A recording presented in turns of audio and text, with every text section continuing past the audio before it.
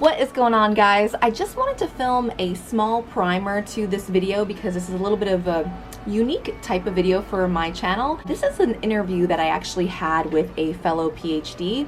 We did the PhD program together. So he's a scientist, a really smart guy. I think you're really going to enjoy this conversation. But just to give you guys a little bit of a heads up, we do talk about really fundamental basic things about diet and nutrition. So if you are a more intermediate to advanced lifter or in nutrition, what would be the right word? If your background is a little bit higher, you've been around the fitness industry for a little bit longer, this might be a little bit too novice for you. If you are a beginner in the gym, or if you are a beginner with either tracking macros or just getting into diet and nutrition, this will be a video for you. I think you're really going to enjoy it if you are looking for something to bring things back to basics. So I really hope that you enjoy this conversation, and I would really appreciate some feedback in the comment section below if you like long form content from me. So with that, this is going to be part 1 of this podcast. Stay tuned for part 2, because in part 2 we will be talking more about the fundamentals of training, but this one is going to be more about the fundamentals of diet and nutrition. So enjoy and let me know what you think. All right, we're live. So welcome to a new episode of the Just Tube podcast. With me today, I have a very good friend with me, fitness expert extraordinaire, scientist, Dr. Stephanie Buttermore. What's up, Stephanie? Not much. Thanks for having me on. Thanks for coming on. So I wanted to, before we actually got into it, I wanted to have a little nostalgia just to like set the stage at how I know you.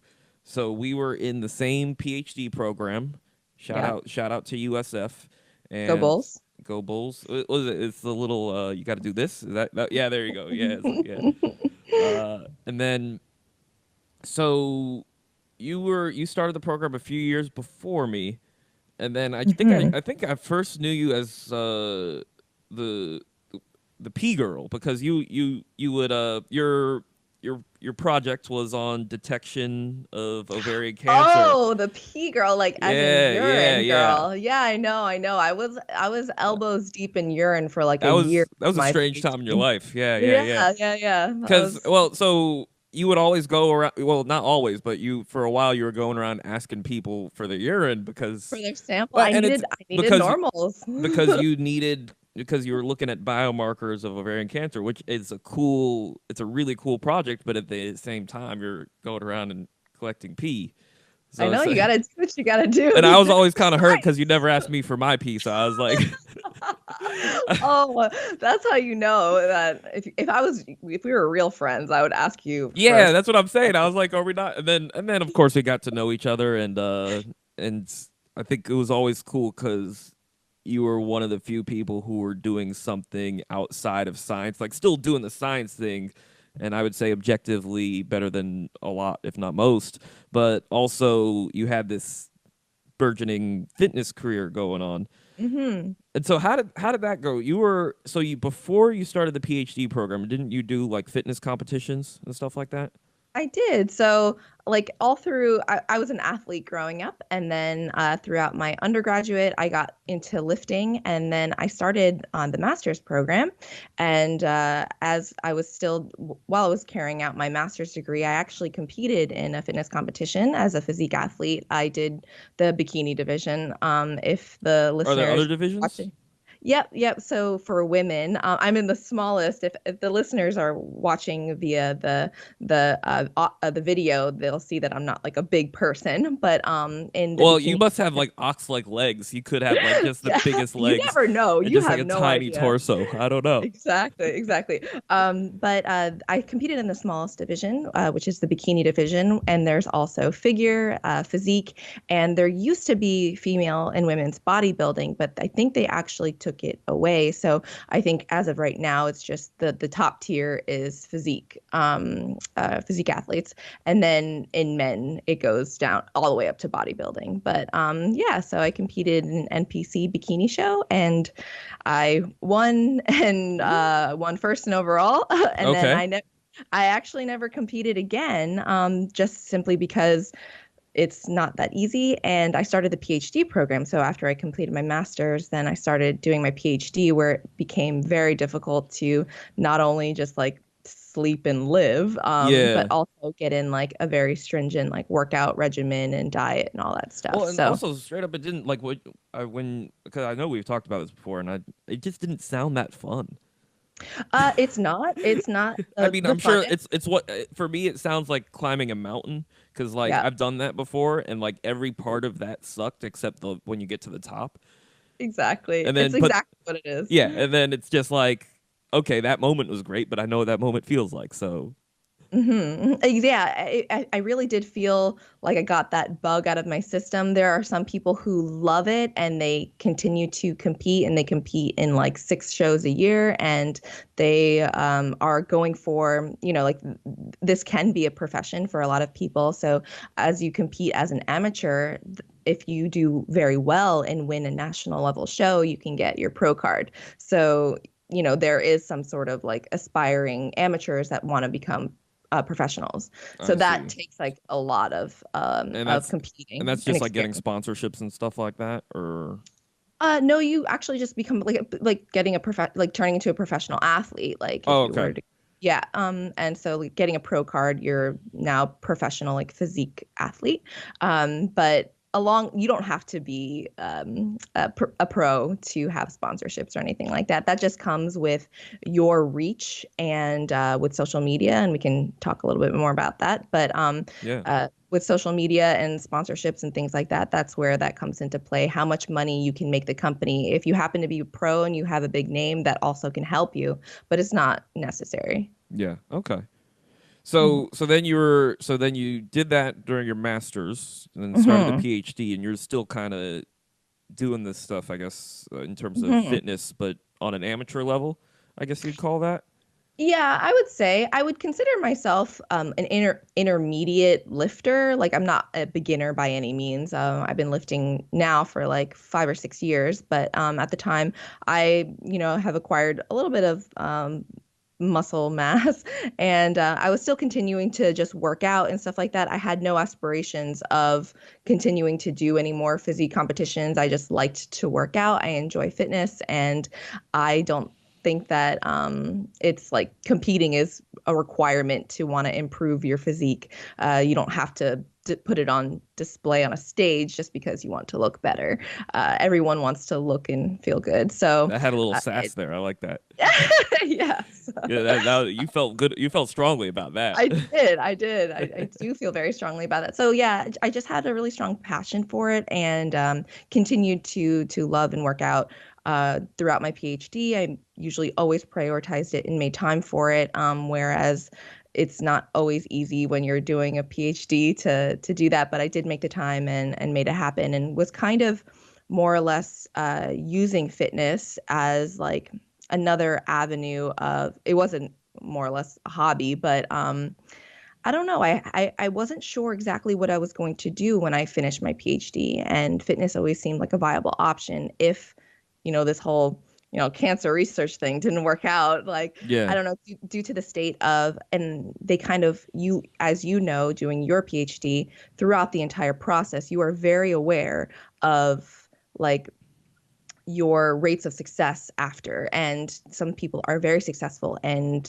go on to do amazing research and continue on and become professors and get tenure and all of those things, and publish in high impact journals, like living the dream. But a lot of people don't always get that opportunity. They will work in a very competitive environment with doing their postdoc, and getting actually hired as a professor is very Well, difficult. I think you might have actually talked about this in one of your videos, but it's like the at least the track that they sell to us, the dream that they sell us in the PhD, it's like the percentage of people who make it in the academic track is like so low.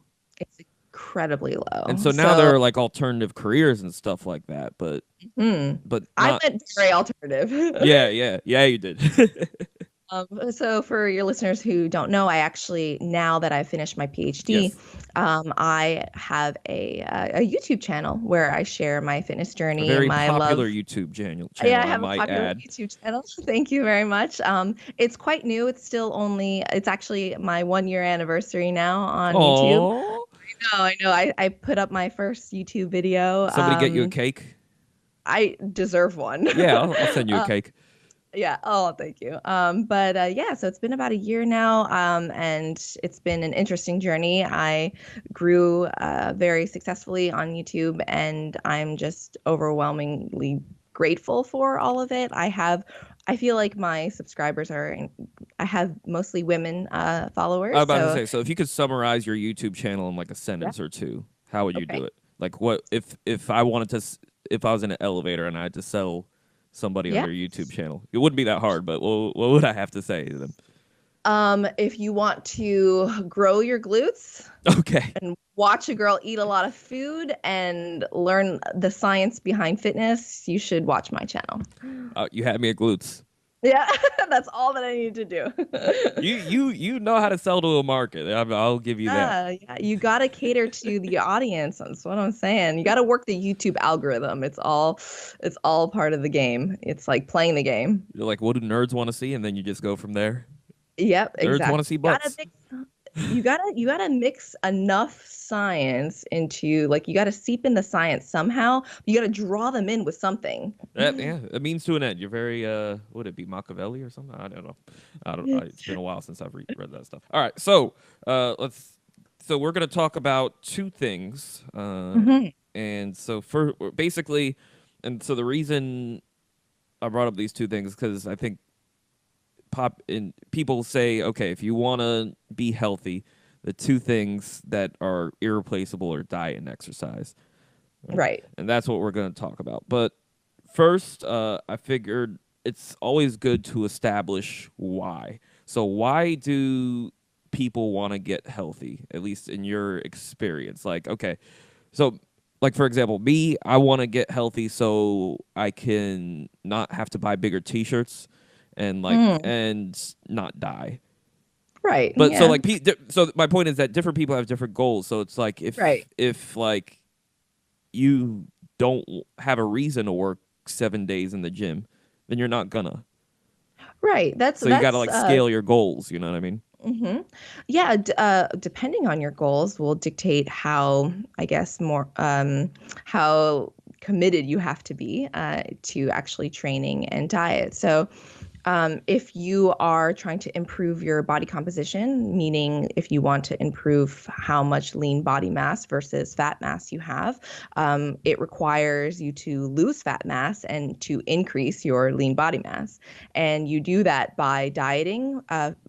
Dieting predominantly takes place for losing fat mass, and like diet is most of it, but improving obviously your muscle hypertrophy development, that requires resistance training.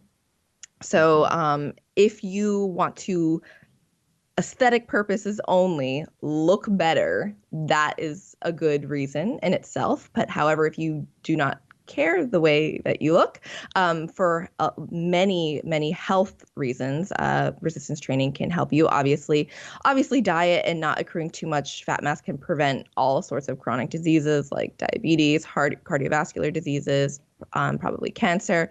But improving your lean body mass and how much muscle that you have, resistance training is really good not only for improving bone density, preventing sarcopenia, muscle atrophy as you age, and it just overall improves how you feel, how you sleep, and all of those things. So if you just want to improve your overall health without really caring too much about the aesthetic purposes, then it's still a good reason to put in like at least a somewhat regular fitness routine, and obviously making sure that you just don't eat junk all the time. So, So so so in other words, if you're talking about just feeling better, then that right. leans more towards the exercise side of things.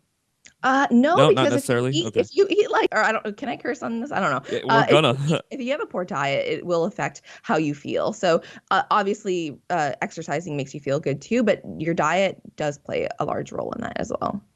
Actually, that's an interesting point. That I've talked to people where like it seems like they get like a high off of running. Where Mm-hmm. I'm like the type of person I'm just like make it stop.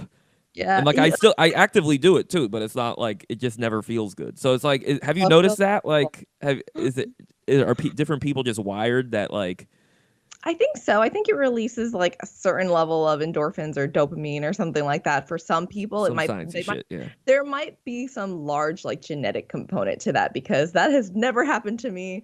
The day that I feel good after running will be a day that I do it again, but I don't Yeah, you're do. not a big runner, huh? No, I don't. I don't actually do a lot of cardiovascular or aerobic exercise. Well, meaning directly. Obviously, you get a lot indirectly.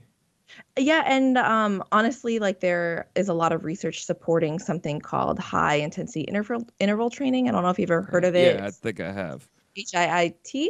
And in a way, resistance training can actually double as that. If you pace your sets and reps appropriately, you get a very good amount of aerobic exercise in there as well. And it depends on how sedentary I am. Is like if I spend most of my day sitting at a computer, I would like to incorporate, maybe I'll just do like a brisk walk that day or something like that. Like try to break up. I always try to get like, I've been committed to getting 10,000 steps a day. That's like as much cardio as that I do. But, Yeah. if it's your goal to lose weight, cardio isn't the best way. That can be manipulated predominantly with diet. But if you want to like improve your cardiovascular health and respiratory health and all that stuff, aerobic exercise, aside from like whether or not you're like an endurance athlete, if you're just like a regular, common gym goer, then you don't aerobic exercise can be kind of implemented and get the most bang for your buck with resistance training. Okay. I've never quite heard it broken down like that because yeah, in terms of losing weight being more of a diet thing. Oh, it's like almost all diet. Okay. Okay. Yeah. And like honestly, I'm sure like if like there was a gun to your head, you could like bust out a 10K if you had to. Like, If I had to, like yeah. gun to your head, like. Oh no, definitely. I would say that I am in relatively good shape. Yeah, exactly. That's what I mean. Is that's the thing. I don't want people to get the wrong idea. No, Like, absolutely that, not. like, I know. I think that I could, and I think that I would be more cardiovascularly fit than the next person. that's what I'm saying. Is I don't yeah. want people to think that like you have like this just awful heart and just like No. yeah. But that also has to do with like improving, like losing fat mass in itself, or having a lower body fat percentage, like a healthy body fat percentage in itself is good for your heart, regardless of the amount of aerobic exercise that you do. So all right, that's a good transition. So we could talk about different types of food. Mm-hmm. So we were talking about this outline earlier. So all right, let's talk about the main types of food that you get in your diet, and what they do. So proteins, carbohydrates, and fat. Would that be the three main umbrellas? Yep. And in the world of nutrition, I guess they would just refer to them as the macronutrient. Yeah, I was reading a lot about macros, and I was macros. I was thinking like Excel. I was like, what the fuck are these guys talking about? I don't know. There's just macros because you consume them in large quantities, as opposed to micronutrients, which is like vitamins and minerals, which you consume in very small quantities. So macronutrients, protein, carbs, and fats, which I take a very balanced approach to a diet. I am not a trained dietitian or nutritionist. However, I have like experience with, just you know how to eat. You eat. World. Yeah, I am in this world, and I know how to eat, and I know how to eat according to improve not only my physique and for appearance purposes, but also for performance purposes and for increasing strength and things like that. So I consider, like, I don't like to eliminate whole food groups. I feel like there's a lot of things that go around on social media and the internet that, eliminate fat or eliminate carbohydrates or That's basically all these diets, right? It's like eliminate this, and that's the problem, and then just focus on these two, and then it's like there's every decade comes a new fad or a new devil of food, and the thing about nutrition is that people get very, very emotionally attached to food, and people are also very passionate about it. So it's highly voiced on the internet, so you can get all these conflicting views all over the place, and there's always a new diet. There's paleo, keto, and all sorts of things. So how to like kind of separate yourself from that if you have no digestive issues with any of these things, you don't have celiac or you're not lactose intolerant, I would suggest just approaching a very balanced way of eating food. So there is a lot of evidence supporting that a high protein diet in terms of body composition and fat mass, it actually improves lean body mass and actually decreases fat mass. So having a good amount of protein, because a lot of people are afraid of eating protein in the general population, maybe not in physique athletes, but in the general population, a lot of people are afraid of protein, but you should have. So why do you think they're afraid of protein? You think that people think they're going to eat a steak and get like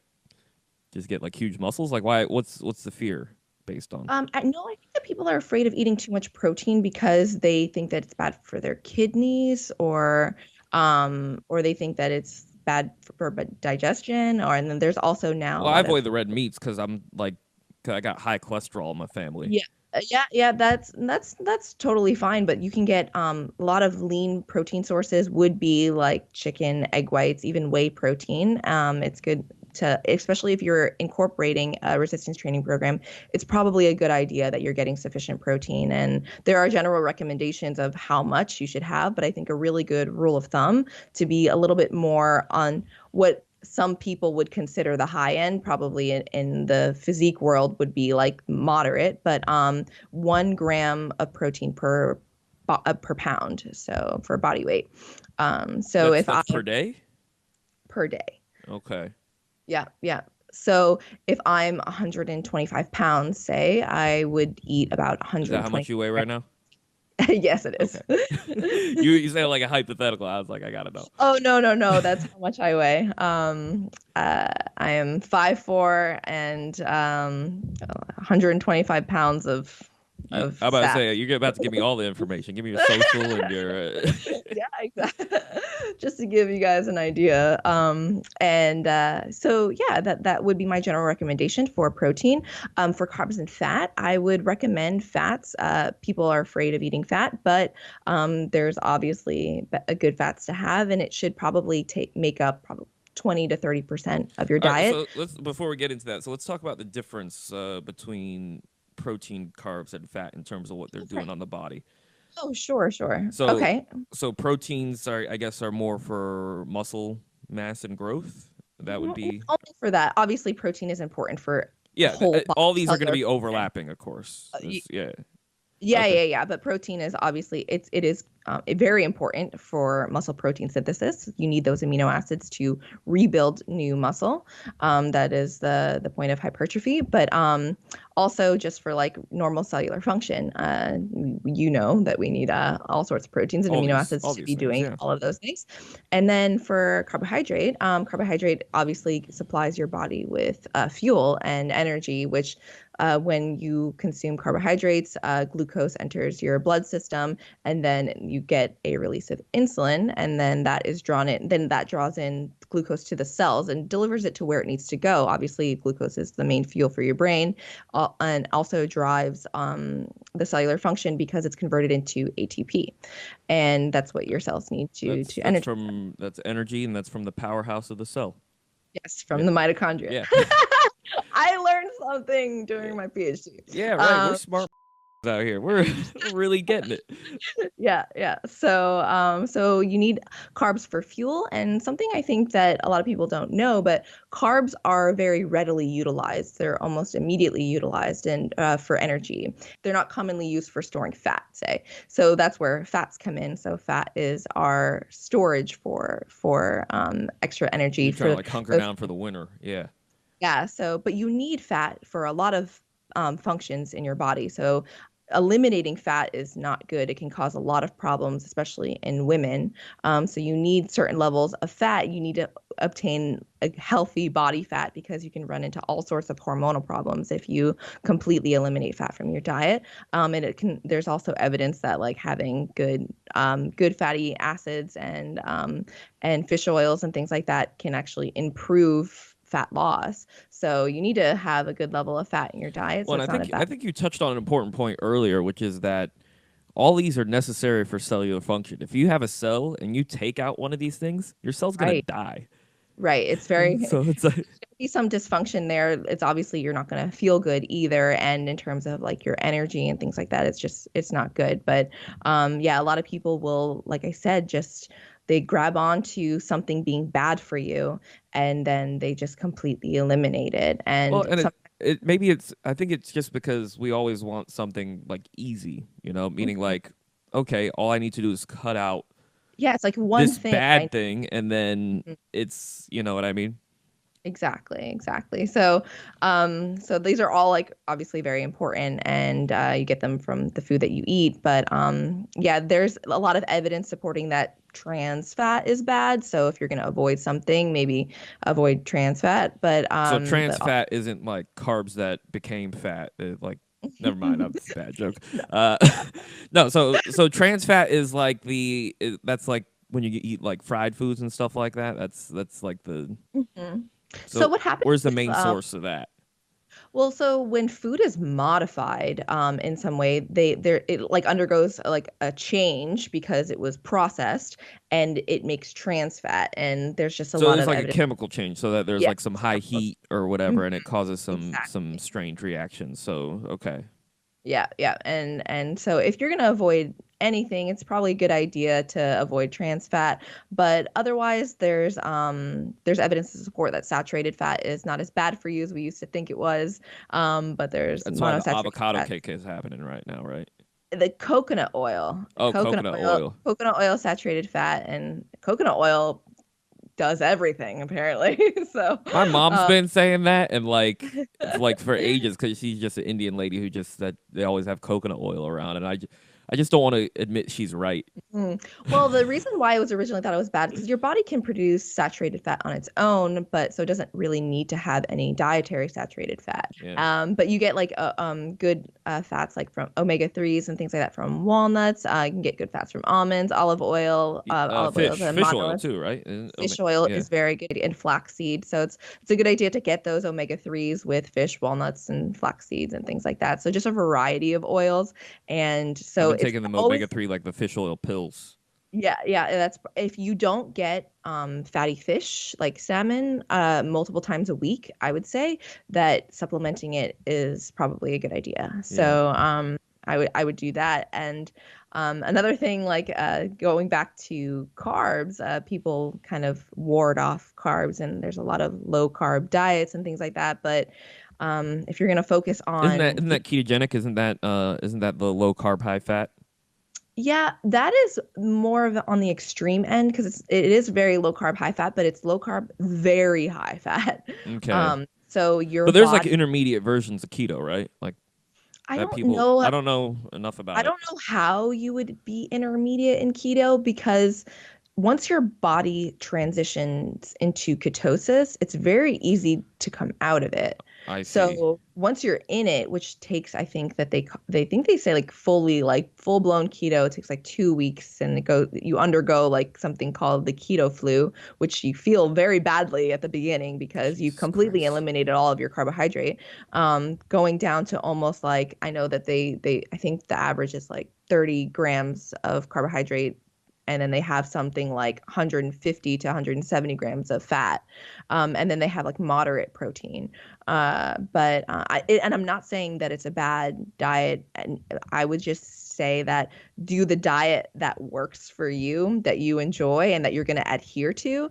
So I'm not saying there's anything wrong with the keto diet because there's a lot of people who are very successful with it Yeah. and feel very good, but they have a very very high fat diet, which So it's because tough for regular people to do probably.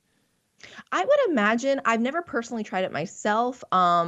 It's just because a lot of sources of fat in our environment right now also have carbohydrates in it, like a lot of processed foods do. So when Sure. you're eating a lot of fat, what only has fat is just like very fatty meats and maybe even avocado, but avocado to a degree has carbohydrates in it, and maybe just straight oil, I guess. So it's not very easy to find just only fat food unless you're just, especially if you are a vegetarian, or yeah, so you get a lot of fat from meats and things like that. But where I was going with that is that when you switch over to ketosis, your body utilizes a different energy fuel sources and it runs off ketones at that point. Right. So I just don't know how easy it is to stay in ketosis if you're a moderate one, because as soon as you have enough carbohydrates, it will stimulate glucose as the fuel. So I don't know how that works exactly. Yeah, I'm about to say I didn't even know that much about Oh, ketogenic yeah. diet. So you're saying words, and I'm like, oh yeah, sure, yeah. Yeah. Well, that was Keto 101, but of course there are probably people who know way more about it than I do. But that's from what I understand. That's how it works. Yeah. Okay, so yeah, and actually what always struck me about you is that like you sort of just seemed it didn't seem like you were going willy-nilly like eating everything that was in sight except for a couple notable days. But I have quite the appetite. I have quite the yeah, capacity. you make me feel like less of a man when I eat with you. It was like you would I just can eat. I you can throw eat. I am not down. afraid of it. Yeah, I'm not But afraid of eating. but it seemed like you were still eating what you wanted to eat. It Mm-hmm. didn't seem like you ever really limiting yourself. No, and I don't. I think that I incorporate a very, like I said, like balanced approach to nutrition, and I don't limit myself from what I want to eat. I'm currently bulking, so I usually like. I think when you met me, I was like probably 10 pounds less than this, and I used to maintain that. But in the optimizing training, like bodybuilding world, we do something called bulking, where we'll be in a caloric surplus, and the intention of doing Why you this gotta is use to. complicated words? You're just eating a Oh, lot, and you sorry. yeah Yeah, no. yeah, I'm yeah. not I'm not saying Sorry. I'm Explain. not on you or anything, but like caloric surplus, you're eating a lot. Yeah, yeah, yeah. It's so commonly used I terminology know. I'm in teasing in you. this environment. But okay, so yeah, so I eat I'm more kidding. than what I eat a lot, and I try to put on weight because I'm trying to build some muscle. Okay. Are you Yeah. just going for a certain aesthetic right now? Yeah, so obviously, I think that it's the goal with anybody who resistance trains a lot or goes to the gym is to try to build some muscle, and your body has an easier time doing that when you eat more. So you kind of just have to accept that you are gonna gain a little bit of fat, but in hopes of gaining a lot of muscle. Yeah. Because when you are dieting, uh, muscle can be used for fuel, and you can kind of lose some of your muscle. So to ward that off, again, going back to a higher protein diet is a good idea. So is there a for what you normally do on a day-to-day basis in terms of dieting? Is there like a formal name for it? Is there like a guide on the doing what you do, which is that like okay, just balancing your macronutrients, Hmm. because I'm sure you have like certain calorie limits, uh, because based on like how much you're working out and stuff like that, right? Does that make sense?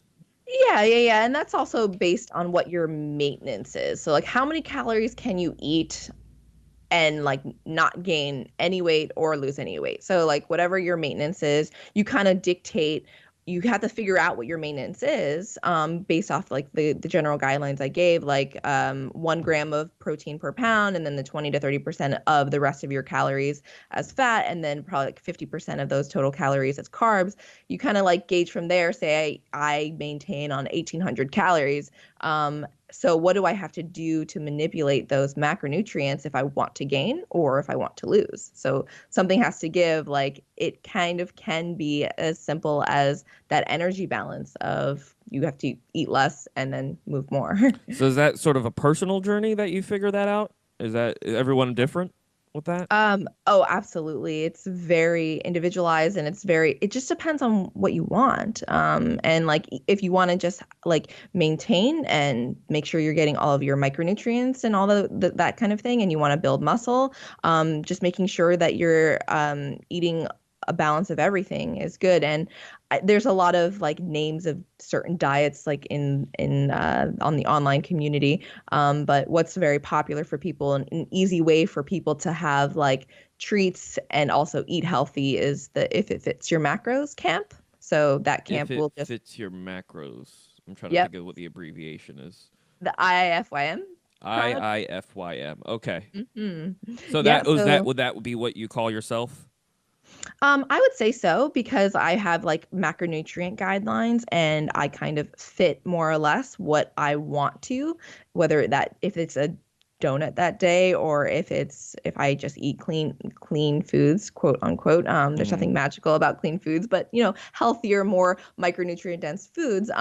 Then I can have the best of both worlds if they fit within these guidelines, or fit within this range of macronutrients, and I can have that with under the assumption that you're also getting enough fiber. You don't want to get all of your carbs from like refined foods. Okay. So high fiber fruits and veggies. Make sure I have enough of those. You look like you have tons of those, Krishna. Oh, now you're just ragging on me. Wait. So what the hell was I gonna ask? It was gonna be good too. So it seems like just using common sense seems to be the way. It's like, Yeah, it's so much simpler than everyone makes it seem. Like it really is simple, and people latch on to, like you said, these things that are bad or good, or and they overcomplicate how simple it can be. So I think that it's more sustainable when you think of it that way, other than making it like incredibly complex. And I don't know. well, it just seems like you just shouldn't cheat yourself. Where it's like, okay, I'm gonna avoid breads or avoid whatever in the hopes of, Yeah. yeah. It's like there's no shortcut. Right. So, and they think it's like maybe they think it's like a magical diet or it's going to give them results faster, but in the reality of things, that the best diet is the one that you can stick to. Yeah. Okay. That's a good sort of summary of of that. Mhm. All right. So now I think we about covered. We kind of bounced around, but in a good way. Mm. So, all right, I think I had here. Okay, so we talked a lot about diet.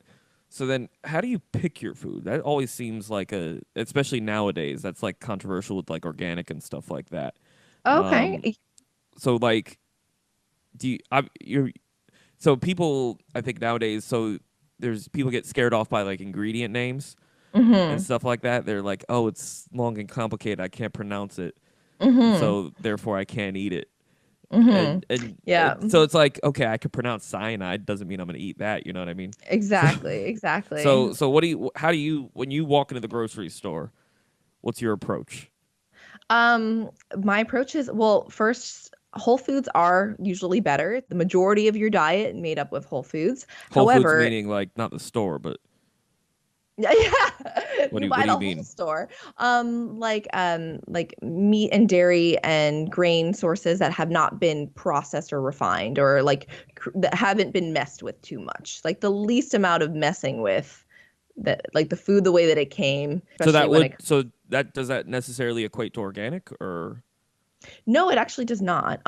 So organic is as by like definition of the USDA, it just means that they can't have anything artificial incorporated or made into it, but doesn't mean that they haven't altered. Like when they make organic crackers, say they use like a certain wheat and they did process it, just like it is processed and it does have sodium and all that stuff, but it doesn't have anything, maybe like an artificial coloring or artificial flavoring or anything like that. And it also limits the amount of preservatives that it can be in it.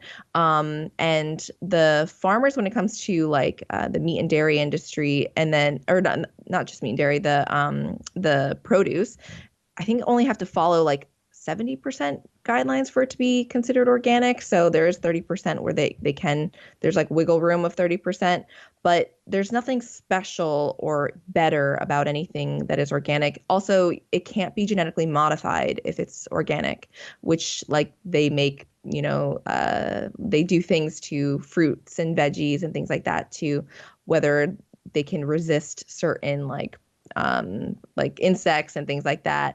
That can't be considered organic, but it doesn't make it better and it doesn't make it magical for any means. And I don't personally stand too strongly behind eating organic just because I don't know if it's entirely better.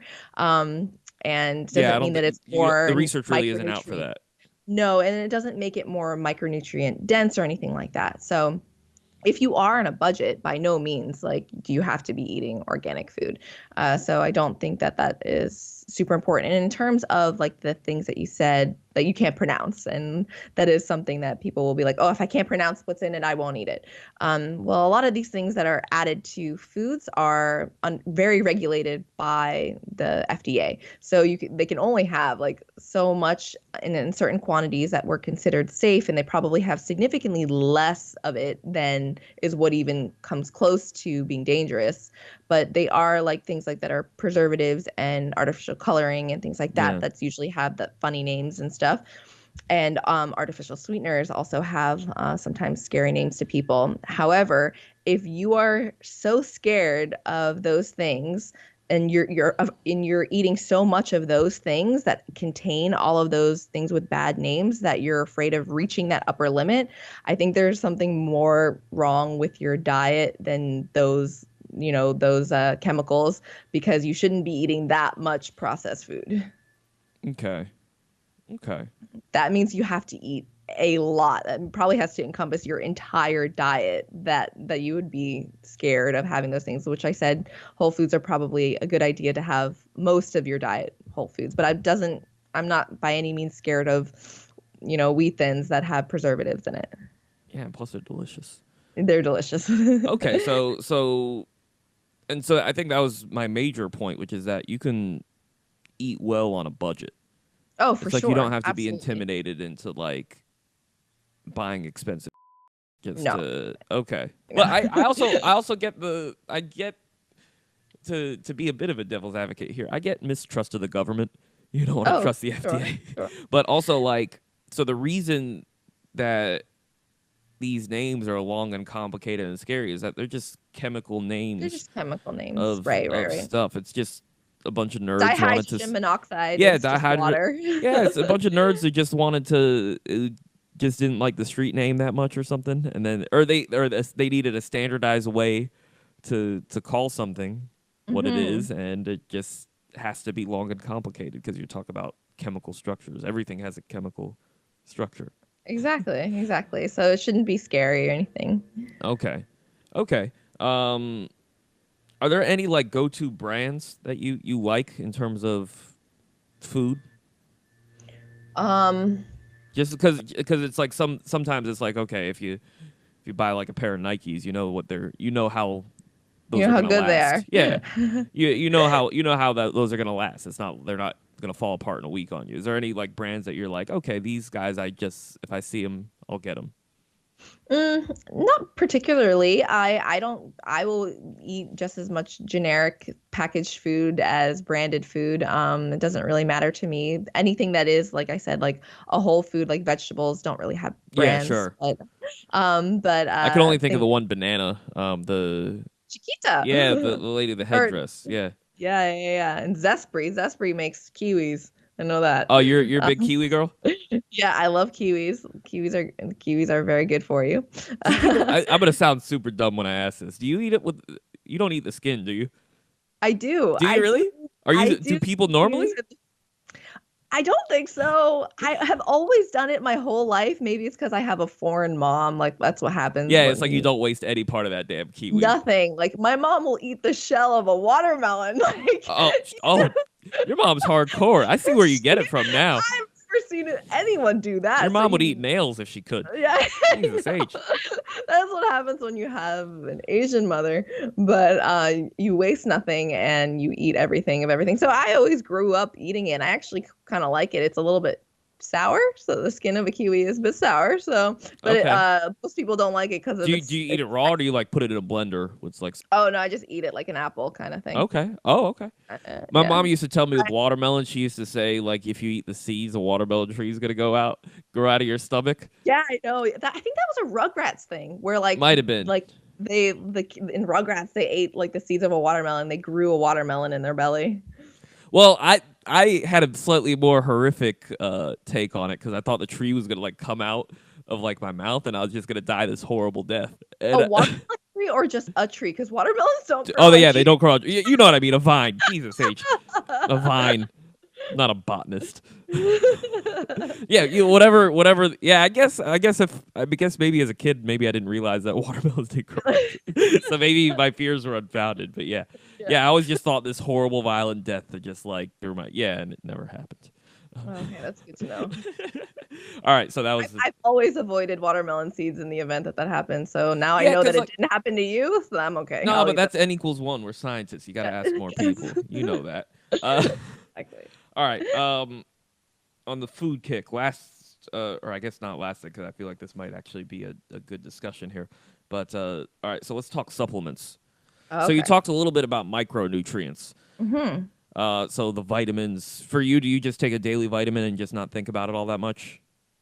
Yeah, so I obviously try to get as many micronutrients in my diet as possible. That's so all right, let's explain. Let's lay down the groundwork why taking like a vitamin or a micronutrients are necessary. So my impression is just basically there are just certain molecules that your body needs that you just cannot get in sufficient quantities from food. Yeah, I think you nailed it there. Right. That's why I think that multivitamins are generally pretty inexpensive. There's no harm in taking them. There's no deleterious effects of having covering your basis for everything, because your diet can't be that great that you're getting as much as you need of everything all the time. And I know that a lot of people think that vitamins are a waste of money and things like that, but Do they really? of all the things you spend your money on, yeah, there's two camps that people don't think they're necessary, and some people think that they don't do any harm, so why not? And I fall into the latter camp. But the first camp of people think that you don't really need them because you should get all your micronutrients from your diet, but in reality, people generally don't. So, and especially when it comes to things like vitamin D, say, people who live up north, they definitely don't get. Yeah, don't remind me. Yeah. So exactly. So it's probably a good idea to be supplementing calcium and vitamin D. And like I said, we talked about how often do you cook yourself a piece of salmon? If not, then it's probably a good idea to take those fish oils. Well, I think the key is like sufficient quantities, because it's like, okay, calcium, right, like even if you're drinking like a glass of milk a day, it still might not be enough. Like, right. So and even then, most people don't drink a glass of milk. No.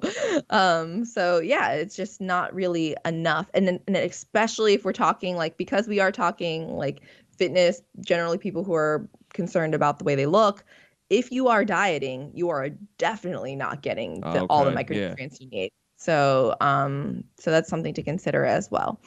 So what else do you want to know about? But what other supplements? All right, let's get into the fun ones. Let's talk steroids.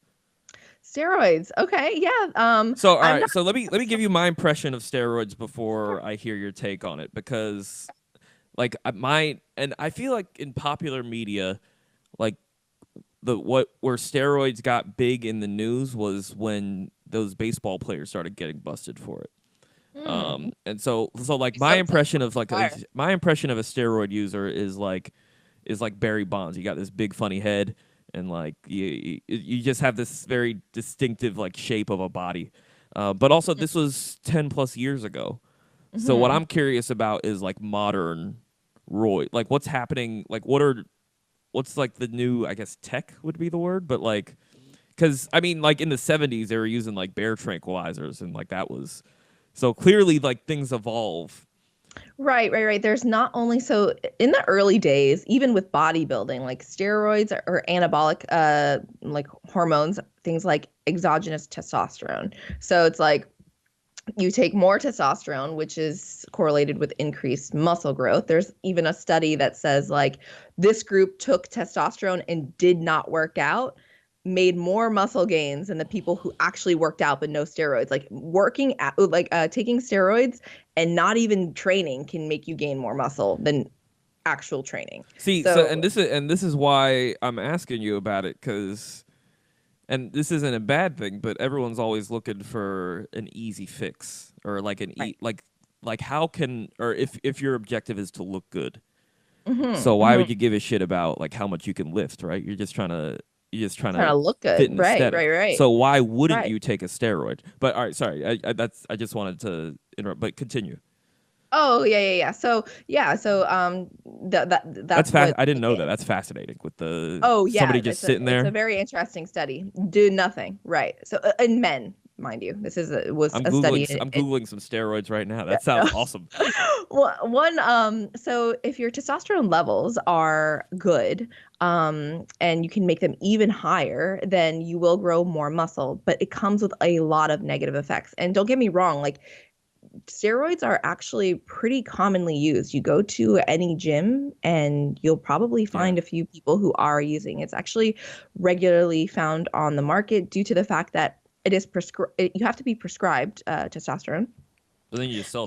They don't, but people do. Obviously, there's always ways, but they don't. You can't just buy it in the store at a pharmacy. You have to be prescribed it, but people who do get prescribed it will then maybe sell it, or they get it somewhere, or they formulate it themselves.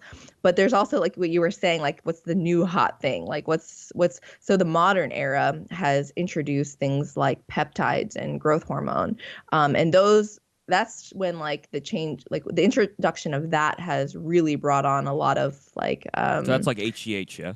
yeah, HGH, and also IGF-1 Mm-hmm. peptides, which will stimulate muscle growth through the IGF-1 pathway.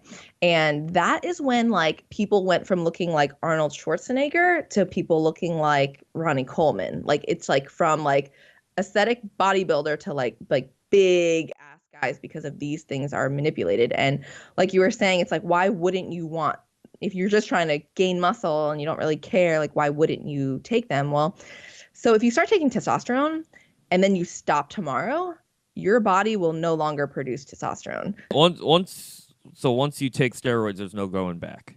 Yeah, once you go to the dark side, when you switch over to the dark side, it's hard to go back. I know I it's see. possible to raise low T naturally without taking testosterone, but it's very difficult, and it's probably pretty hard. But it does return in some people after years, but it doesn't always.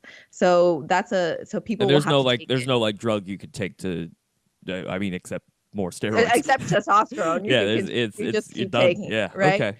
Right. And then, so the other negative effects is that most people who take excessive amounts of testosterone, that it's not regulated by a physician, there's a high risk of heart attack. So your heart is not really meant to pump so much blood to I see. muscle than it can. So it's very common that you'll see that bodybuilders will die of heart attack because the heart Oh. simply isn't strong enough, and it can be affected. There's a lot of negative effects of testosterone, but there's also a lot of positive effects of taking low doses of like moderate doses So of if you're testosterone. regulating it like Yeah. properly. All right. So men, are the effects more worse in females?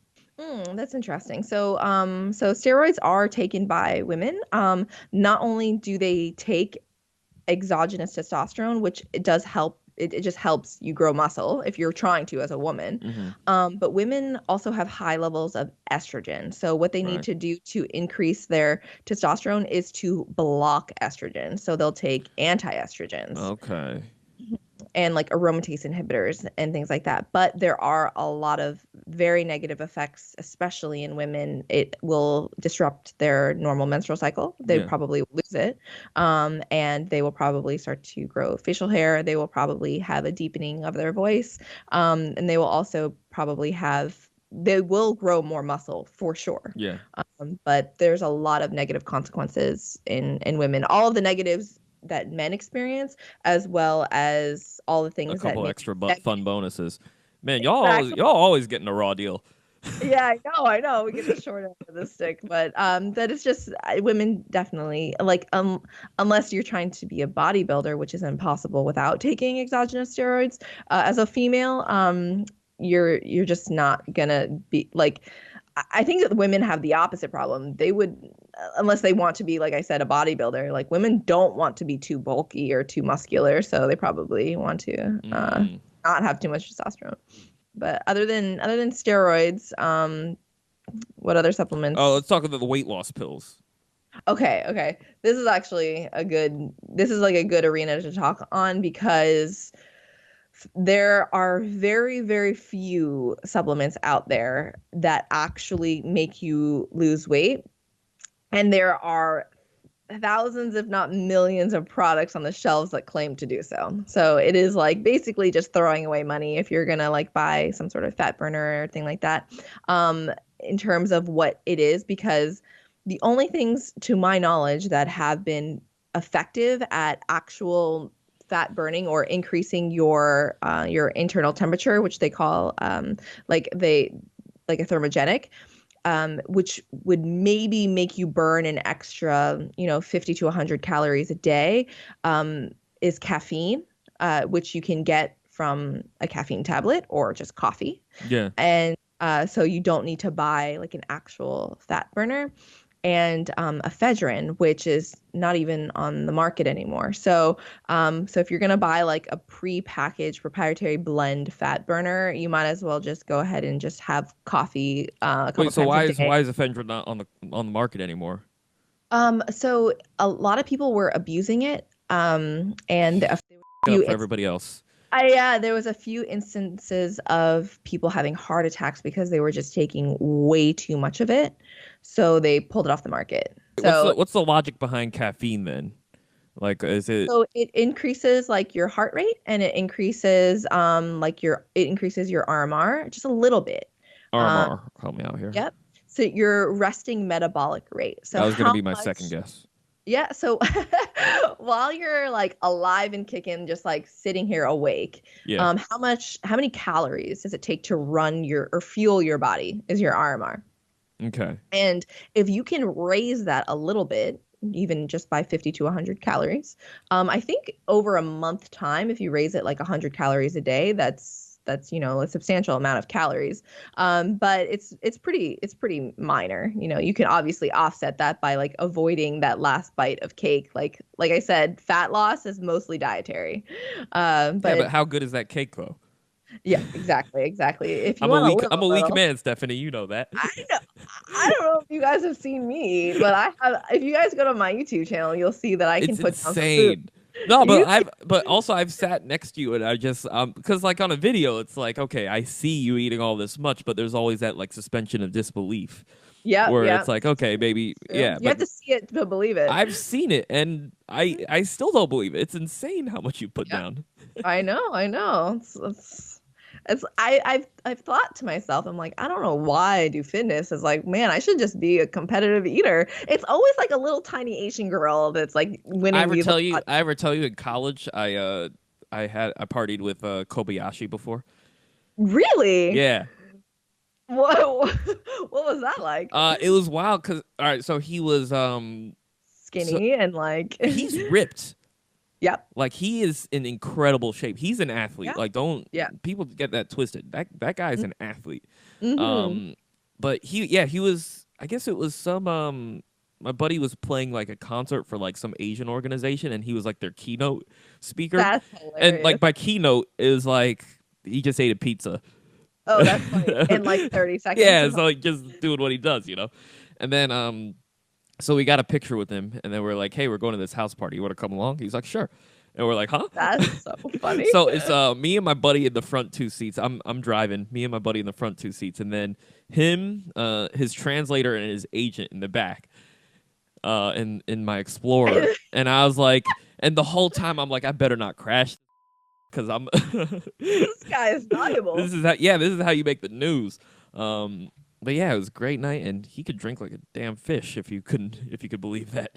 Yeah, his capacity. Yeah, that actually takes capacity training. Oh, absolutely. Yeah. So for like that just blew my mind. I was like, I could just eat, and I guess I've been training for this my whole life. I don't know. Yeah, they do like weird things, like they strategically expand their stomach like a muscle, right? Isn't that how? Yeah. Yeah. And they train it by like eating lots of food to expand their stomach, but they do it on like they also use water, right? I think some of them use cabbage. Like they'll cook cabbage, which is very low, very, very low calorie, but obviously you can eat a ton of it, and it like. It's about getting that volume expansion then. Yeah, and it grows like you can obviously like anything over time it can continue to stretch and you can get better. I'm sure that everyone not listening wants to be a competitive eater needs to learn these tactics. Man. But no, like the more that you do it, I think the more that they can. The dude is shredded though, man. He's like, it's incredible. I feel like It's obviously has to do with like offsetting, so the way that they train. But And actually, we were talking with him, and we were like, "What do you want your next part of your career to be?" And he's like, "I want to be a nutritionist." interesting. And it's like, who better?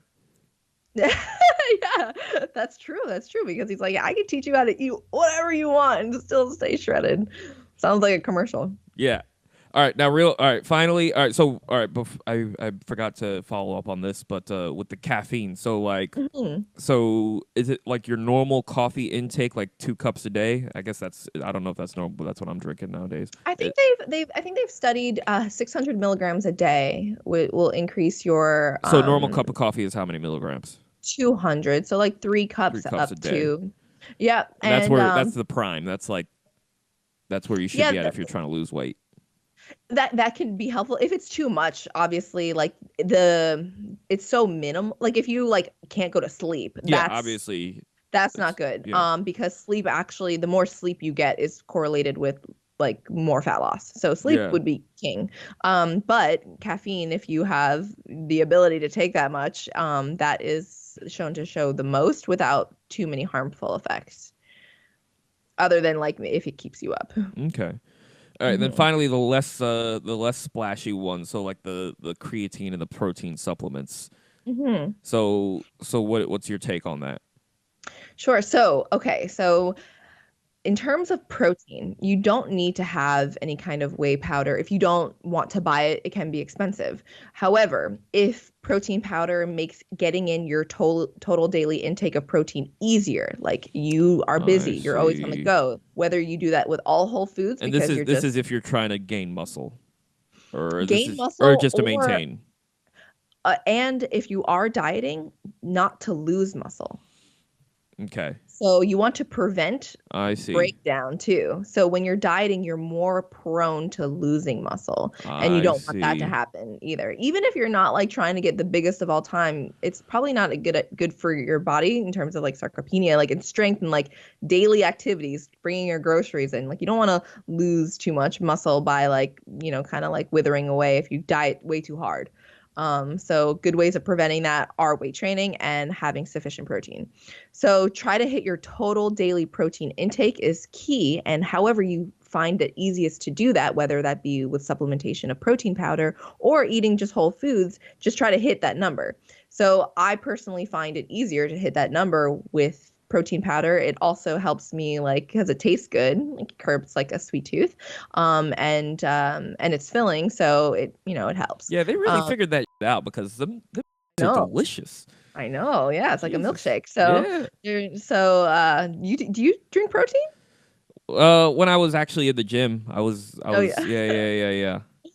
Okay, well, yeah. So there's like 2 different kinds. There's whey protein isolate. And then there's like a protein isolate, and then there's also casein, which they just digest at different rates, so they can have different utility. But for like the general population, that's not super important. That's like for the general population, whey is probably fine. That's fine. And just hitting that total protein intake. So like a 1 scoop is usually like 25 to 30 grams. So that can really help if you're like. If you basically like work in a lab, say, or work all day and barely get to eat, then it can help you catch up on that. Or a good way to like have something fast midday and then make sure you're hitting that protein. So creatine, aside from caffeine, creatine I think is actually the most well-studied supplement on the market.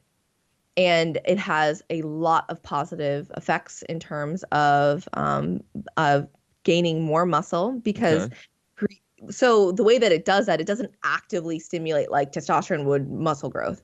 But what creatine does do when you load it properly is that it increases your power output. So more weight you're moving in the gym equals more muscle growth. Okay. So that's how it kind of helps you grow more muscle. It doesn't directly do it. If you sat on your butt and drank it, it won't do anything. And creatine is actually found in a lot of steroids are for. Yeah, exactly. That's how you really do it. Krishna's still Googling steroids. Yeah, no, I've already ordered them. But yeah, creatine is it's nothing to be afraid of. It can actually make you hold on a little bit to water, so your muscles will look a little bit fuller. But it's found in foods that we eat as well. It's like it's found in steak and eggs Sure. and things like that. But you can supplement it if you're not getting enough of it, and it's really cheap and there's no harm in it. There's no negative effects of taking it. So a lot of people just recommend to take it. Yeah. Okay. Yeah. Cool. Mm-hmm. All right. Any other supplements that I didn't mention that you think it's worth mentioning? I think we covered like big ones. We can, if you want to, like talk about like things that would be, say, like in a pre-workout that can really help you. But those are for people who are really trying to optimize their training. It's not at all necessary to take it, but things like L-citrulline also help power output in the gym. It decreases muscle soreness. It decreases muscle fatigue, things like that. It's shown very in small, like not like significant amounts, but can be helpful. But again, these are no supplements are necessary. It's just if you want something to make this is all to optimize. This is all to polish. Yes. This is just a supplement what you are already doing. But this is just if you want that last 5%, then that's where supplements come in. All right. Okay. Mm-hmm. All right. So let's tie it all together now. So about diet. It's all right. Let's see if I learned anything today. Okay. Let's see. It's all about balance. It's all about getting all your macros. I'm talking like one of y'all now. Yeah, I'm impressed. So your proteins, your carbohydrates, your fats. Don't do dumb. So like if it looks like it's gonna be terrible for you, it probably is. So don't eat that fried. Don't eat lots of it. Lots of it. Yeah. No. Obviously. Yeah. Restrict yourself. That's the thing is that like you shouldn't feel like you're completely eliminating anything, but also don't shovel in your mouth. And then yeah, I think that's basically it. Don't shovel in your mouth. That is a summary of diet. It didn't seem that hard. It's really not. People really overcomplicate it. So to be honest with you, that is a good way of putting it because it really is that simple. All right, we're gonna take a quick break and then we're gonna come back and talk about exercise and how to go to the gym. Yeah.